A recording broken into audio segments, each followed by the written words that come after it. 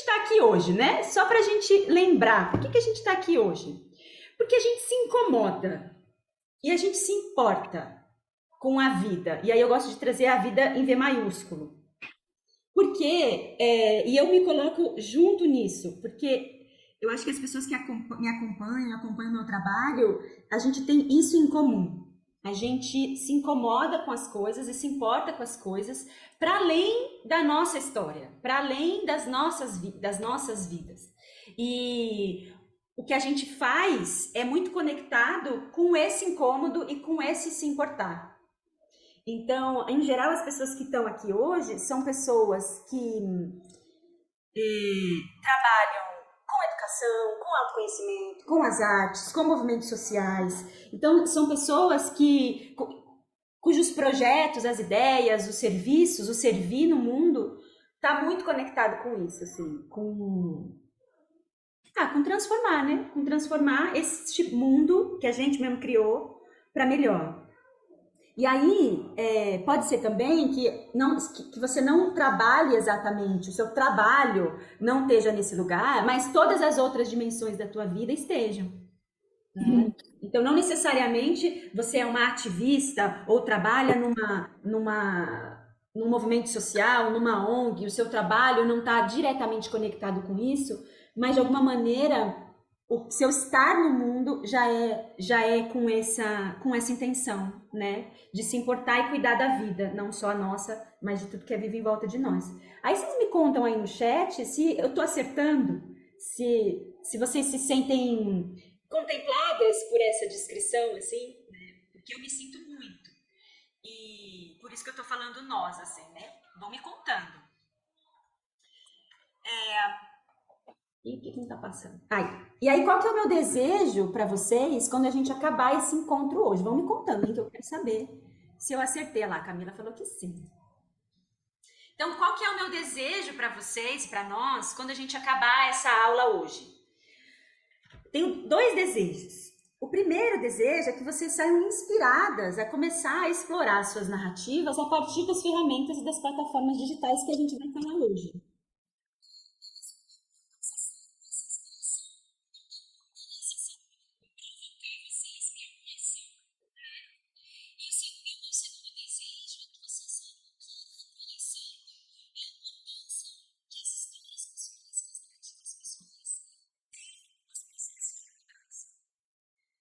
Se a gente quer com os nossos trabalhos, com os nossos serviços, com os nossos projetos, com os nossos negócios, provocar alguma mudança, a gente precisa reaprender a reconhecer que essas histórias são fundamentais nesses processos. E aí eu posso dar alguns exemplos, e um exemplo que me vem agora muito claro é a representatividade. Né? Só da gente pensar da importância que é da gente ver, por exemplo, um assunto que está rolando agora, uma mulher negra em um cargo de muito poder, de muita influência, né? O quanto que isso é importante. Ou o quanto que é importante, por exemplo, para as minhas filhas verem a Copa do Mundo feminina, as mulheres jogando, coisa que eu não vi. Eu nunca vi. Então, a representatividade é uma ponta dessa conversa toda aqui. É um exemplo, a gente poderia trazer vários, mas esse é um.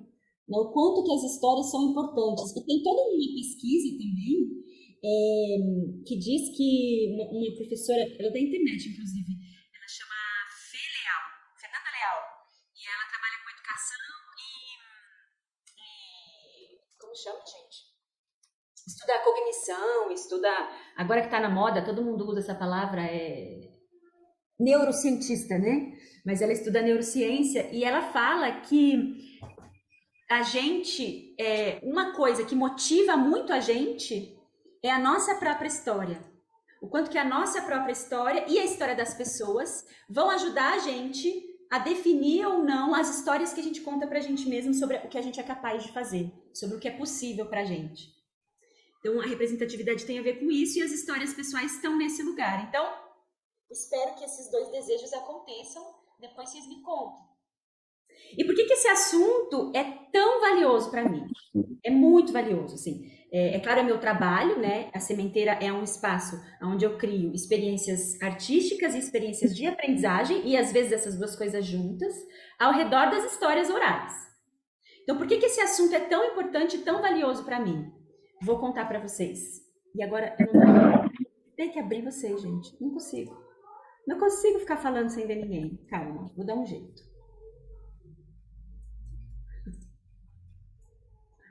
Assim. Pelo menos Camila e Maria eu tô vendo. Pronto. Não faz mal se não vai ficar bom na gravação. Quem me conhece já, quem já fez algum curso comigo, sabe dessa história que eu conto, dessa minha versão dessa história, do porquê que a gente conta histórias, né? E pra mim, a gente conta histórias por esses dois motivos. Pra cuidar e porque a gente é um bicho curioso. Então lá quando a gente, há 500 milhões de anos, aprendeu a sentar ao redor do fogo e contava um para o outro, se começou a contar uns para os outros histórias, era porque a gente precisava, cuidar. Então a gente contava, olha só, eu fui lá catar umas frutas naquele lugar, gente, lá tá cheio de cobra, hein? Não pisa lá que você vai ser mordido. Então sabe o que eu fiz? Eu fiz assim, ó. Então a gente conta história, a minha experiência, para ajudar o outro. Então, assim, eu conto histórias, o que tem de bom ali, o que tem de ruim ali, não vai ali, faz assim. As histórias nasceram do cuidado. E por que elas nasceram também do cuidado? Porque a gente é mamífero. A gente é mamífero, e mesmo que a gente tenha esquecido, né, na nossa razão, que a gente é interconectado, o nosso corpo nunca esquece que a gente é interdependente. Que a gente está conectado. Que o outro precisa ficar vivo para eu ficar viva. E isso é muito forte, né? E os povos, todos os povos tradicionais, sabem disso, eles não esqueceram. Por isso, graças aos deuses, eles estão aqui lembrando a gente ainda disso, né? Pessoas como Ailton Krenak, o Nego Bispo, pessoas que estão aqui, o Cacauerá, pessoas que estão aqui lembrando pra gente que a gente é conectado. E não só com as outras pessoas, mas com tudo que é vivo. Planta, bicho, árvore, sistema solar, universo, enfim. E também a gente conta história porque a gente é um bicho que deseja conhecer, que quer saber, que quer aprender. Então, quando a gente estava lá nessa imagem ao redor do fogo, e olhava para o céu e via as estrelas, a gente pensava, por que será que de acho que tem esses troços brilhando no céu? Por que será que o rabo do urso é tão pequenininho e ele é um bicho tão grande? Por que o casco da tartaruga é tão rachadinho? Quem que quebrou e colou o casco da tartaruga? Para tudo isso tem história. É o que a gente chama de histórias, os mitos e os contos de origem. E todo o povo que habita este planetinha, que a gente conhece, tem essas histórias. E daí é da onde nasce o que a gente chama de encantamento. Quando a gente escuta alguém dizer, falar de encantamento, a gente está falando dessas duas coisas. De cuidado, de conexão e de curiosidade, de desejo de aprender, desejo de crescer, de alguma coisa que te encanta de um jeito que você quer conhecer mais.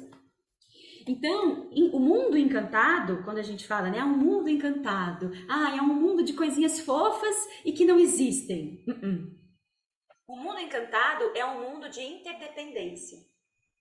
O Max Weber lá, o cara lá das ciências sociais, acho que Maria é cientista social, se não me engano. Maria, se eu falar besteira, você me corrige. Mas é o Max Weber que cunha aquele termo desencantamento do mundo. E quando é que o mundo se desencanta? Quando os seres humanos se separam da natureza. E a natureza fica sendo mero recurso, alguma coisa que a gente pode explorar e dominar. Como somos bobinhos, né, gente? Que parece que a gente pode dominar a vida.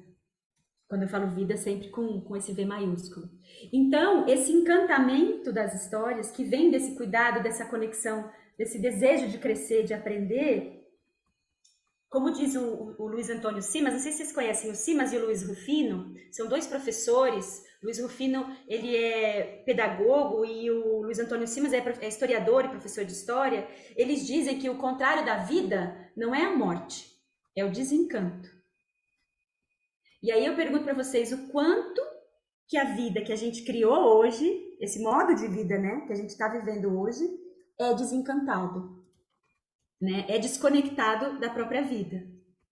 Então, sempre que a gente conta uma história, a gente está convidando as pessoas, ou a pessoa, a uma reconexão, a um encantamento, a uma potência de vida.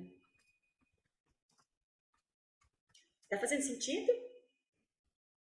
Então, as histórias, para mim, estão nesse lugar de favorecer a vida. E por que eu tô falando disso? Porque a gente vive no mundo da internet.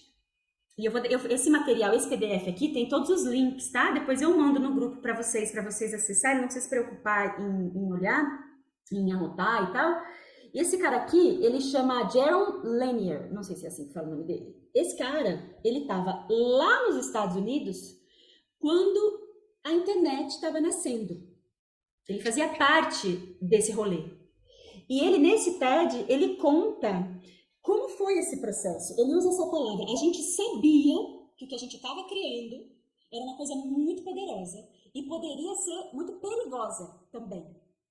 Mas o que eles tinham em mente quando eles estavam criando a internet, ele até usou essa palavra, era uma ideia meio socialista de que as coisas fossem disponíveis para todos e de graça. Só que não foi isso que aconteceu, né? Capitalismo, rapidamente.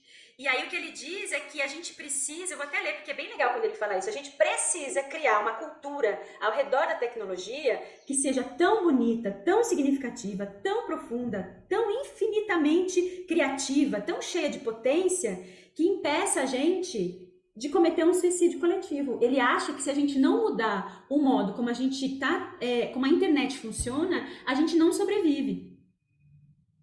E aí por que isso? Porque lá no começo da internet, até hoje é assim, né? Os aplicativos começam de graça, né?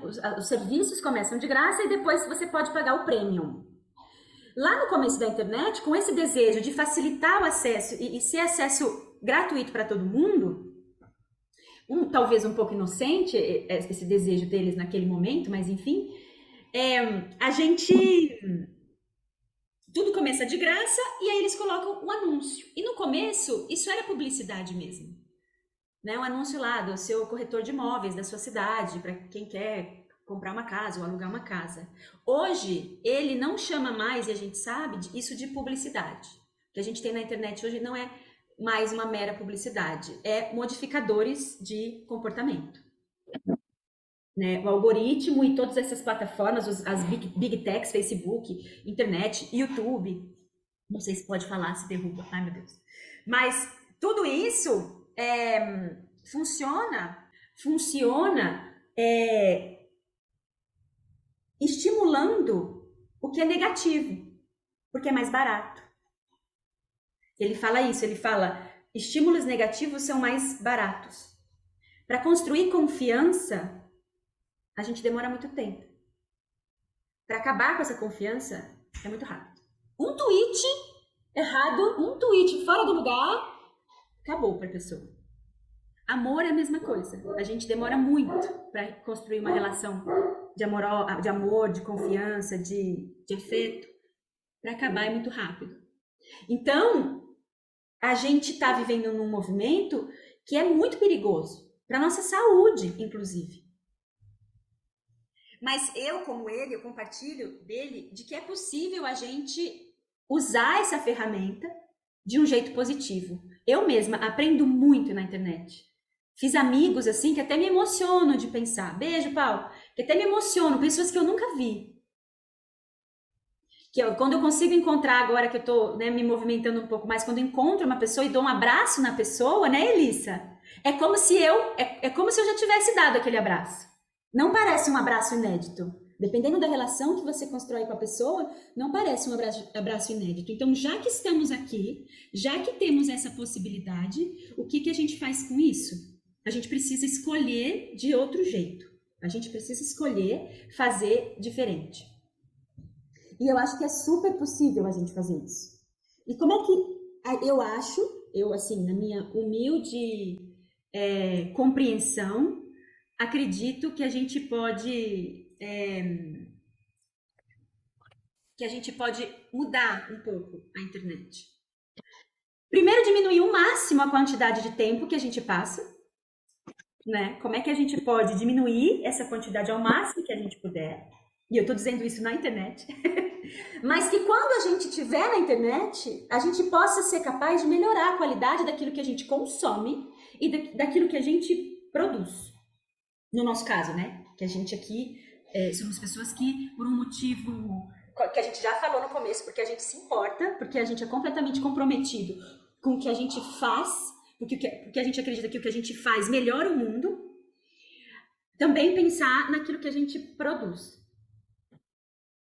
Não sei se isso faz sentido para vocês, né? Como eu falei, para quem chegou depois, é só abrir o microfone e me falar, porque eu não tô vendo vocês. Eu tô toda atrapalhada com esse Zoom, YouTube, não sei o quê.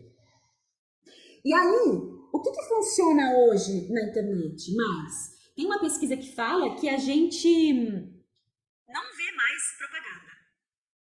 Então, você tá num site, tem um banner ali do lado, a gente fica invisível pra gente. A gente foge tanto daquilo que parece publicidade que a gente nem vê mais que estava ali.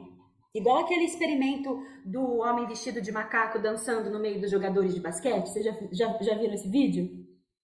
Né? Aí manda você contar as bolas e entra as bolas de basquete, aí entra uma pessoa vestida de macaco dançando e você nem vê. É exatamente isso. Os anúncios, que parecem anúncios, né, que tem aquela carinha, aquele jeito de publicidade, a gente não vê mais. Então, o que funciona hoje é o que é ou o que parece genuíno, honesto, verdadeiro. Aí a gente encontra um adjetivo que serve pra gente. O que parece verdadeiro, né? O que é verdadeiro. Por isso que as empresas ficam humanizando, né? Então a Magalu faz aquela bonequinha, que é aquela mocinha digital, para parecer que tem uma cara, né, humana, alguém tem alguém ali.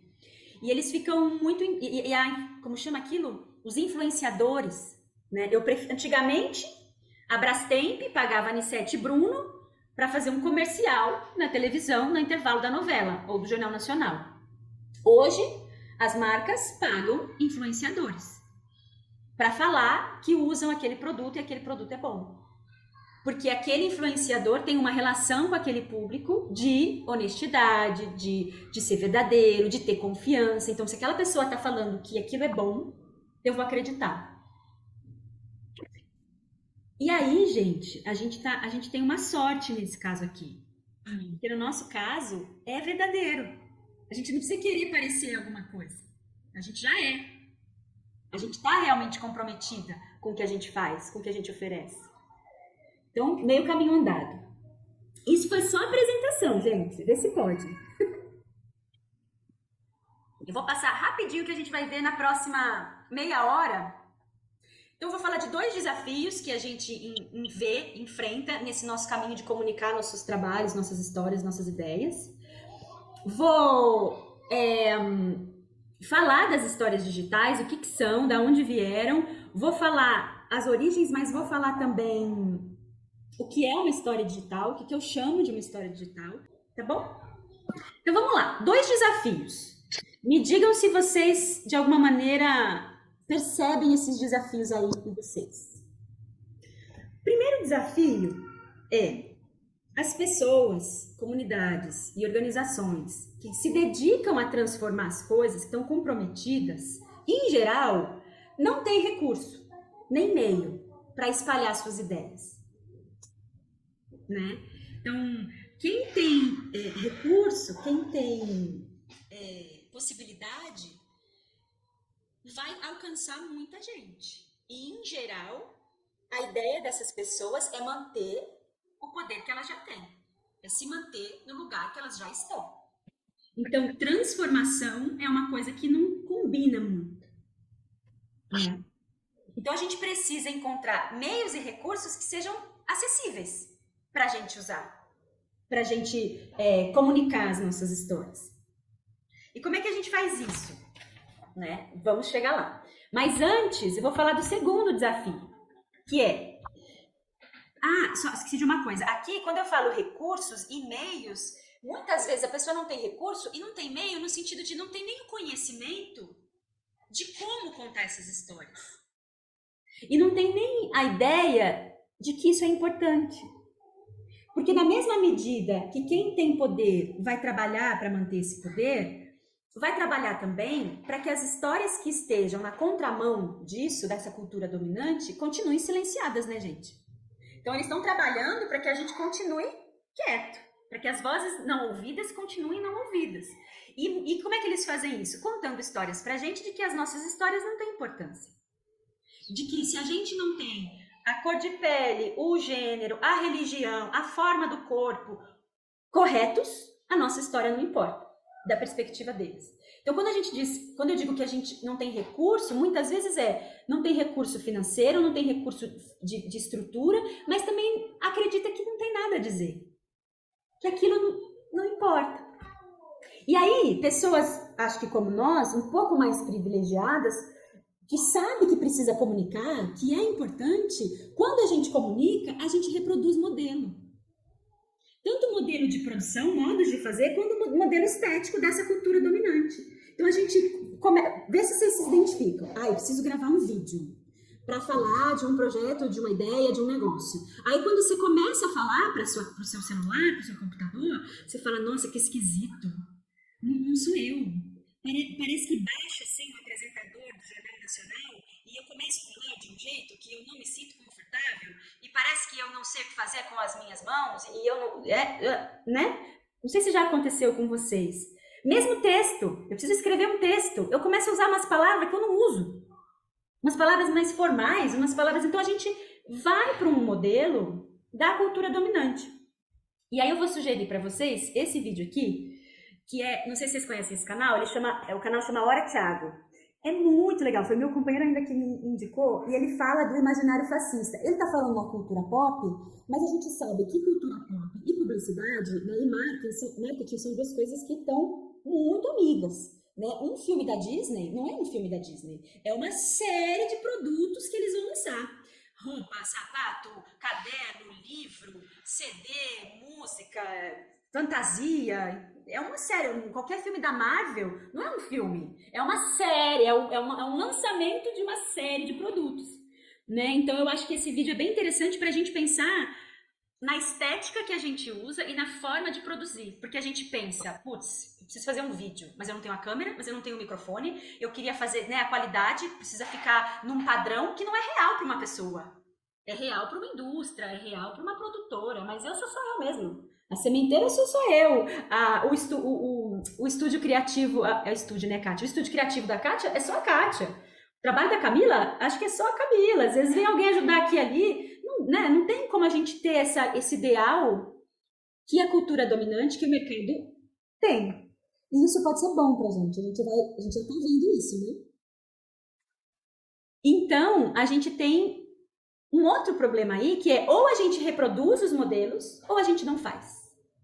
Porque tem ranço dessa cultura dominante, desse jeito de fazer. E eu tenho muito ranço. Essa coisa manipulativa, o storytelling publicitário me irrita demais. Então, ou porque a gente tem vergonha, ou porque a gente tem medo, o que vão pensar de mim? Eu aqui, doutora, mestrada, mestre em ciências sociais, em filosofia, eu vou ficar fazendo vídeo, vão me chamar de blogueira, vai ser ai, que vergonha, que medo, o que vão dizer de mim? Né? Então, a gente fica nesse lugar de quando sabe e quer comunicar suas histórias, a gente gasta muita energia sofrendo. Porque a gente não faz, porque a gente tem medo, como é que eu faço isso de um jeito que mantenha a minha dignidade? A dignidade das pessoas com as quais eu estou falando. Que não pareça outra pessoa, que continue sendo eu. Então, tudo isso cabe aqui nessa conversa. Então, não sei se vocês se reconhecem de alguma maneira nesses... Ou né, não faz, ou sai de um jeito que às vezes vocês não gostam. Muito bem. Então, chegamos nas histórias digitais. Então, o que eu estou propondo aqui como caminho para a gente lidar com esses desafios, e é lidar mesmo, não é resolver. Porque, né, é muita coisa, a gente não vai resolver. Pensando lá, bom, diminuir o meu tempo de internet, de tela, olhar para a vida e olhar para o céu azul e caminhar lá fora, mas quando eu estiver na internet, eu estar atenta ao que eu consumo e ao que eu coloco lá. Com a intenção de produzir vida, gerar dignidade para mim e para as pessoas. Aí a gente chega nas histórias digitais. E aí eu vou falar um pouquinho mais de ferramenta também, Maria. Deixa eu arrumar aqui. Muito bem. Vocês estão vendo? Só me dá um sinal, um sim. Sim? Tá bom. Então, assim, como é que começou a minha relação com as histórias digitais? Gente, eu tenho blog desde 2004. On spot, não sei quem lembra. Então, assim, você também tinha, Gabriela. Então, assim, desde 2004, a possibilidade de colocar no mundo as coisas que eu pensava, que eu sentia, mais ou menos em forma de arte, sempre me interessou. Então, e eu sempre tive interesse de contar histórias também usando imagem, usando áudio. Tanto que, não sei se vocês viram no Instagram, em 2010, meu canal no YouTube é de 2010. Tem 13 anos. E eu fiz um vídeo, eu nem sabia que histórias digitais existiam nesse jeito que eu vou contar pra vocês, com esse nome. E eu fiz um vídeo do dia que eu fui raspar o cabelo. Não sei se vocês viram, tá lá, depois eu também posso botar aqui pra vocês verem. É o primeiro vídeo no canal do YouTube. Não tinha youtuber, gente, em 2010 não tinha youtubers milionários.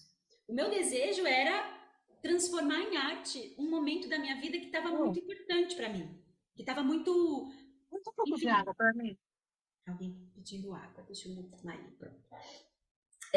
Que pra mim, de alguma maneira, eu senti vontade de compartilhar. Muitos anos depois, eu encontro o trabalho do Story Center. E o Story Center é o que eu vou contar para vocês aqui, da onde eu mais encontrei referências desse trabalho. Porque é isso, gente, fazer vídeo na internet não foi o Story Center que inventou, né? Quando a gente começou a ter as ferramentas digitais, as pessoas começaram a experimentar, do mesmo jeito que eu, em 2010, fiz aquele vídeo raspando a cabeça, gravando raspar a cabeça. Mas o Story Center tem um trabalho muito... Há muitos anos eles trabalham com isso e o uso do Story Center das histórias digitais é muito amplo na transformação social. Porque a gente vai ouvir digital storytelling, que eu traduzi como histórias digitais, a gente vai ouvir muito na publicidade, né? Só que o campo que eu trago é o campo das artes e da transformação social. Então, por isso que eu tenho que trazer a referência do Story Center. E depois, na minha formação e no meu trabalho com a terapia narrativa. Porque na terapia narrativa tem todo um modo de convidar a expansão das histórias e das narrativas pessoais que se alinha muito ao trabalho do Story Center. Então, o meu trabalho com as histórias digitais tem essas referências. O meu trabalho como contadora de histórias, o meu interesse, as referências do Story Center e a terapia narrativa. Então, o que eu vou propor para vocês tem essas inspirações, tá? É um jeito meu, uma proposta minha, a partir dessas inspirações aqui. Então, como é que começa? De novo, partindo da perspectiva do Story Center e não das histórias digitais publicitárias, tá?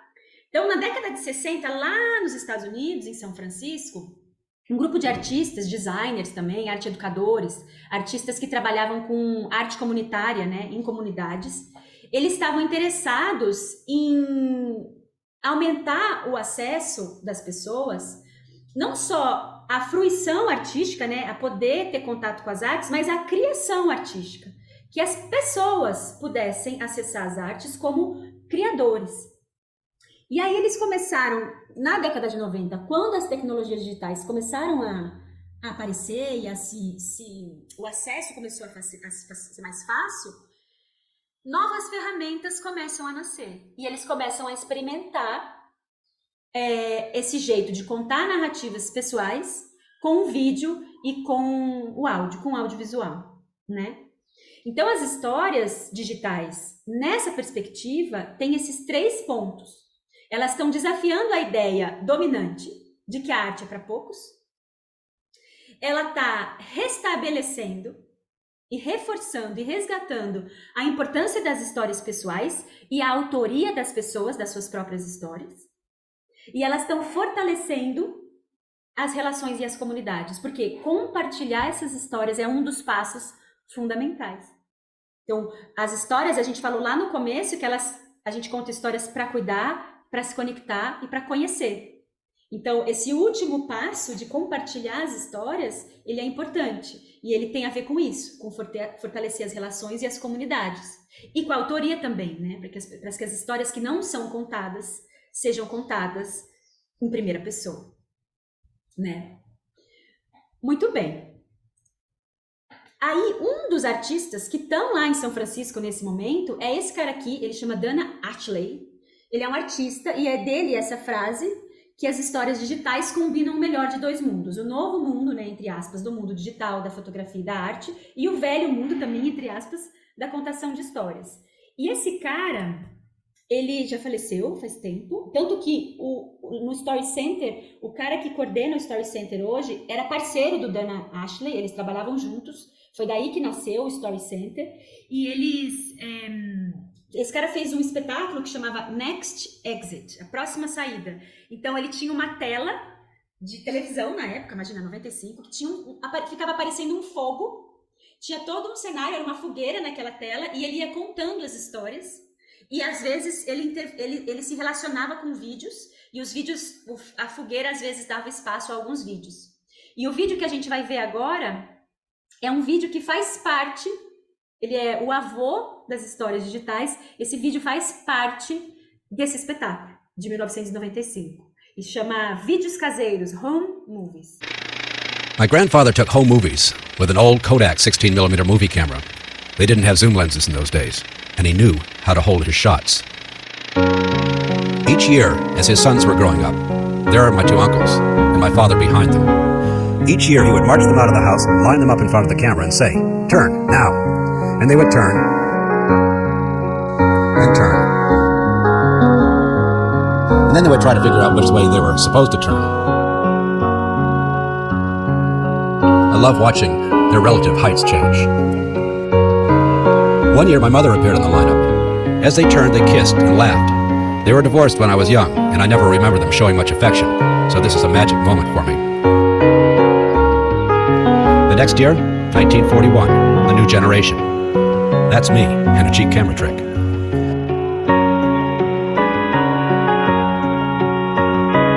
I never get tired of looking at these images. These men and women now in their 80s looking so young and vital, the colors so rich, and the breeze still blowing through the trees of this land of ours. I think to myself now, where has time gone? My father and I would often look at these movies together, and he would say to me with obvious affection, "And I was, I mean, look at me. We all were." Then I thought to myself, "And now look at you." I suspect he must have had the same thought, though he never would have uttered it. I mean, it must have completely dumbfounded him that his firstborn, his only son, Dana Winslow Ashley III, could possibly have ended up traveling around the country at age 30, calling himself the Colorado Spaceman. This is not what my father had in mind. Então é muito simples de fazer, e eu gosto de trazer esse exemplo porque ele chama home movies, vídeos caseiros.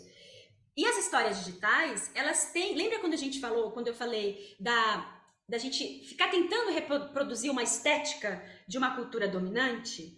Essa carinha de feito em casa, né, de a foto não é tão boa, o áudio não é tão bom, pode dar pra gente, não que, mas eu tenho uma super câmera, não posso usar? Claro que pode, deve usar. O meu problema aqui não é a qualidade técnica, mas é o que essa estética pode convidar que alguma coisa super produzida não consegue convidar para aquela história, para a história que a gente quer contar, né? A gente está chegando aqui no final do nosso encontro, mas tem essa ideia aqui que eu acho genial, que é do livro do Story Center, que é: hoje em dia, gente, quantas imagens tem no celular de vocês? Quantos vídeos que a gente tira? Né, eu não entendo, as pessoas vão no show e ficam vendo o show assim, né? Tipo assim. Já aconteceu com vocês? Coisa da escola do filho. Você vê assim, só assim, a pessoa, ao invés de assistir, ela grava. Mas enfim, a gente produz muita imagem hoje em dia. E o único jeito, não sei se é o único, mas um jeito da gente ter acesso a essa quantidade imensa de material que a gente produz, de foto, de vídeo, até de áudio, é contando uma história. É selecionando alguns desses materiais, organizando numa narrativa. Porque também quando a gente faz isso, a gente consegue compartilhar essa experiência que por algum motivo a gente sentiu vontade de registrar. Se a gente sentiu vontade de registrar, é porque alguma coisa ali era relevante pra gente. Só que isso se perde no nosso celular, no nosso computador, a gente nunca mais volta para aquilo. Então é um jeito de a gente conseguir ter acesso e compartilhar esse material. Porque, gente, vocês lembram quando começou o boom das câmeras digitais? Aí o amigo ia viajar, aí voltava, botava na televisão o cabinho e ficava te mostrando 500 fotos. E a gente ficava lá, ai meu Deus, que legal, né? Nas 5 primeiras, depois você já quer morrer, porque é muita foto. Você não tava lá. Só ficar vendo a foto não é legal. O que é legal é a história que a pessoa conta da foto. Né? Então, é um jeito da gente conseguir compartilhar. Bom, e o que eu tô chamando de história digital? Essa estrutura que eu vou compartilhar com vocês, ela é muito definida, mas não é para engessar, gente. É para a gente ter por onde começar. Depois que a gente estiver fazendo e pegando o jeito, a gente pode subverter sempre, né? Mas o que a gente está chamando aqui é um vídeo curto. Ah, é curto porque as pessoas só assistem vídeos curtos? Não. É curto porque curto, mais fácil a produção. Mais acessível produzir. E mais fácil construir uma narrativa que seja interessante. Vai escrever um romance. É muito mais fácil a gente se perder do que a gente escrever um conto. Então, esse vídeo curto tem aproximadamente 2 minutos. Ah, é obrigado ter 2 minutos? Não, nada é obrigado. É só uma média, que mais ou menos dá um texto de 250 palavras. É uma história pessoal. Sempre me perguntam, mas eu queria contar a história da minha avó. Só pode ser uma história minha? Não, você vai contar a história da sua avó a partir da sua perspectiva. E se eu quiser contar a história de um cliente meu? Primeiro, fale com o cliente. Pergunte para ele se você pode fazer isso. A ética é muito importante aqui nas histórias digitais. Se a pessoa deixar, você vai contar a sua história com aquele cliente. Entende? Não é a história do cliente, é a sua história com aquela pessoa. É sempre uma perspectiva pessoal. A gente pode fazer uma história digital a partir de um evento coletivo. Sei lá, Jornadas de Julho de 2013. Eu quero contar do dia que eu fui na manifestação. Eu tô falando das jornadas de 2013, mas eu tô contando a minha história daquele dia. Uma aluna minha, da outra turma, ela queria contar a história do marido dela, que foi preso na ditadura. Ele era professor de história e foi preso dando aula na escola. E os alunos fizeram um esquema para ele conseguir fugir, mas ele não conseguiu. Então ela queria contar essa história, mas ela contou a partir da perspectiva dela. O que ela via que essa história ecoava nele até hoje. Ficou bem bonita a história dela. Um outro elemento, esse vídeo ele é escrito, gravado e editado pela narradora, pela contadora, por quem está contando. Percebe a diferença do modelo mercadológico? Onde existe um editor, onde existe uma atriz, onde existe um designer, Não. Aqui é uma história digital feita à mão. Eu escrevo o texto, eu narro, eu edito. E aí a gente pode utilizar fotos de acervo, né? Vídeos de acervo, como esse que a gente viu. A gente pode produzir fotos, produzir vídeos, desenhos, animações. Se a gente conseguir fazer uma animação, a gente faz uma animação e música. E efeitos sonoros, né? E é importante a gente pensar, qualquer imagem, qualquer música, qualquer foto tem que estar livre de direitos autorais. De novo, um modo de produção diferente do que a gente vê por aí. Que está fortalecendo outras coisas, né? Um jeito de fazer que fortalece outras coisas. Ficou claro o que eu estou chamando de histórias digitais? Alguém quer perguntar alguma coisa? Não?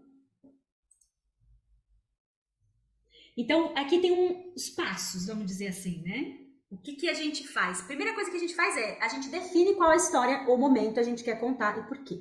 Às vezes eu sei qual é a história, mas eu não sei por que eu quero contar essa história. É uma história que é significativa para mim. Eu tenho necessidade de contar. Talvez a gente descubra o porquê no processo, talvez não. Talvez, em geral, pela minha experiência, o porquê aparece quando a gente compartilha a história. É as pessoas que assistem a nossa história digital que vão contar pra gente dos porquês que a gente fez aquilo. É muito bonito. Depois, a gente vai escolher as palavras que melhor contam essa história. Vai escrever um texto. Vai escrever mesmo. Só que é importante lembrar que é um texto para ser falado. Não é um texto para ser lido, porque a gente vai narrar esse texto. Então, ele tem uma construção que é diferente de um texto escrito. É claro, tem a sua voz ali, né? O seu jeito de falar. Como é que a gente faz isso? Depois que a gente tem um texto, o terceiro momento é a gente fazer uma curadoria de imagens e de sons que te ajudam a contar essa história. Quais são as imagens e sons que melhor contam essa história do jeito que eu quero contar? Aqui tem gente que quer fazer storyboard, eu não faço. A gente vai, para quem fizer oficina, a gente trabalha com essas duas opções. O meu storyboard é na edição. Eu vou mudando na edição. E se eu botar essa imagem ao invés dessa? Se eu botar essa depois dessa? E se na hora que eu falar isso aparecer isso? Eu vou fazendo na edição e ali eu vou descobrindo o que melhor me ajuda a contar essa história. Tem gente que tem mais, é mais planejadinha, faz storyboard. A gente também vai olhar para isso na oficina. E o momento 4 é editar mesmo, né? Eu já primeiro seleciono e vou para edição. Então, na edição a gente tem recursos como ritmos, né? Se passa rápido a imagem, se eu fico bastante tempo em cada uma, movimentos, né? Igual eu falei da história que a moça conta, que é só uma foto que vai dando um zoom out, zoom in, eu mostro um detalhe, eu mostro a foto toda, sequências, né? Se eu botar essa depois essa, muda se eu inverter a ordem, né? Porque a história ela vai ser contada não só com a voz, não só com as palavras, as imagens estão a serviço também dessa história. E essa fricção entre a história narrada, a voz, as imagens, os movimentos dessas imagens, a sequência que essas imagens criam, tudo isso está contando a história. Então é um pouco diferente de quando a gente conta uma história apenas só oralmente, né? E o último passo é compartilhar essa história. Com quem? Como? Onde? No meu Instagram? No meu site? Para minha lista de e-mails? Só para minha família? No meu aniversário? Mas é um passo importante também, tá bom? Alguma dúvida? Não? Maravilha. Então a gente já está encerrando essa parte do encontro e eu fiquei pensando, eu estou achando que essa frase está meio piegas, mas no fim eu deixei, depois vocês me contam. Eu acredito muito que as nossas histórias podem ser essas sementes de mudança que a gente quer provocar e ver no mundo. Então que a gente consiga espalhar essas histórias, né? E que também a gente consiga colher os frutos disso, né? Que isso fortaleça o nosso trabalho, os nossos projetos, os nossos negócios. Então, a oficina de histórias digitais, essa inclusive já é a aula 0. Então, quem entrar depois vai ver lá na plataforma essa aula lá, vai ficar lá. Então, a ideia é que a gente consiga combinar esse encantamento e essa dignidade que as histórias, que essa arte ancestral de contar histórias tem, com as possibilidades que a gente tem disponível e acessível na internet hoje. É só isso. E aí, o objetivo da oficina é transformar uma narrativa em um vídeo em pouco tempo e usando as ferramentas gratuitas. Então, as ferramentas de edição que eu vou mostrar para vocês são gratuitas. Ah, mas eu já tenho uma paga que é ótima. Ótimo, use essa. Se não tiver, a gente vai fazer com ferramentas gratuitas.